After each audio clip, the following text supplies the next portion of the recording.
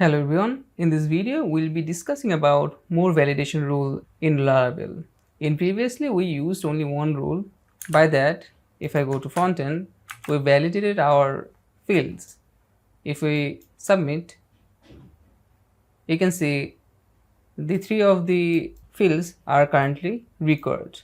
So in this video we'll be talking about more validation rules. There are ton of validation rules are available in Laravel. We will only talk about the most used one. And in this array, we can see we are passing a key. The key is our field name, and second, we are passing the rule. So currently here is a one rule.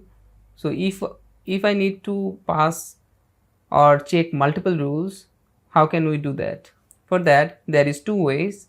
First is we can use this pipe sign and then say another rule. Let's say I will say alpha.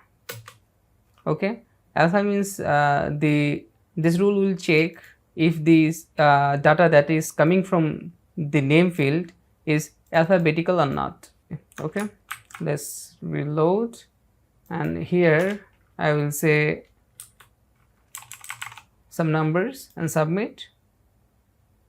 You can see here is a error. The name must be only contain letters, right?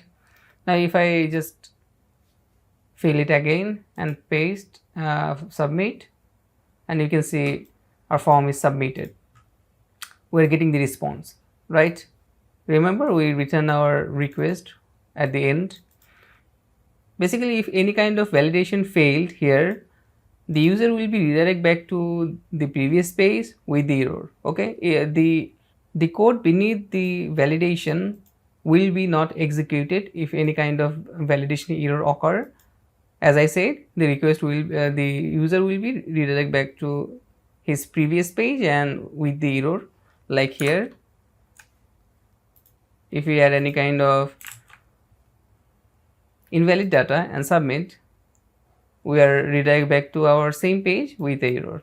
Okay, now let's go to our controller, and here is another method we can use for pass multiple rules. Like we can use array. Okay, let's say again I will say required, and that gonna be alpha.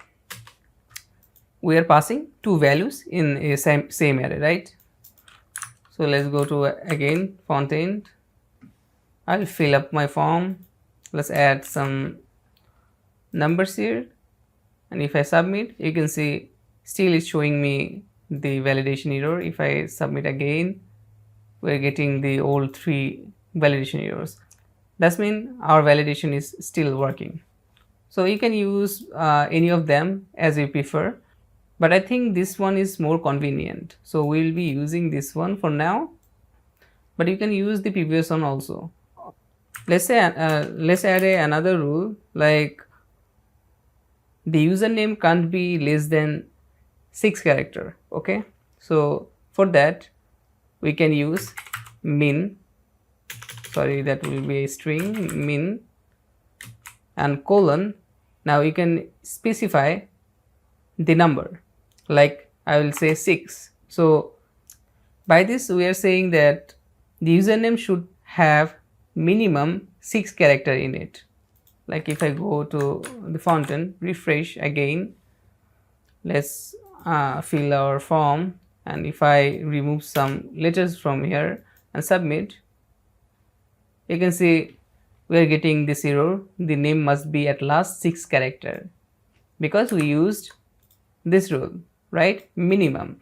Now we can add another rule like maximum. For that there is a rule max, same again, colon, we will specify the number of character. Let's say it will be 10. So the username will 6 character long and it will be 10 character max. Okay, so user can't enter less than 6 character username or greater than 10 character username.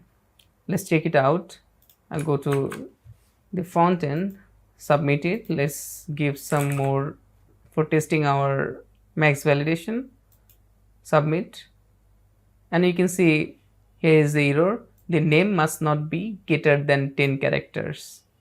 So this one is also working. Now let's check out our email field. We'll again add array, and in array we will add some more values, like there is an email rule for email validation. Let's say that gonna be email. For this rule will validate if the string that is passing in email field is a email or not. Let's go to front end, put some data, Now I will remove this one, and let's say submit. It's basically we using a HTML validation also in our type. Let's go to font end, and I will change the type email to text. This is just for checking purpose, because we are getting a error from HTML. We want to see the Laravel side error. Let's fill it again.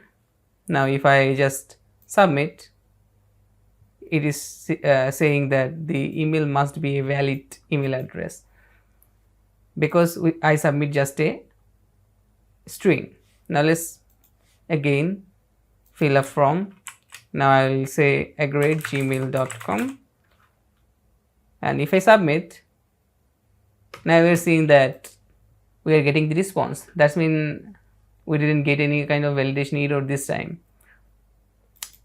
So that's how you validate your email. And there is more and more validation rules in Laravel. You can just Google it for a better understanding. You can validate IPs, strings, you can use also regex in here, and many more, right? Laravel validation is super easy and fun to work with. So I think that's it for this video. You can just Google Laravel validation rules. You will get the more validation rules, and then you can use them by your choice. I think that's it for this video. See you at the next one.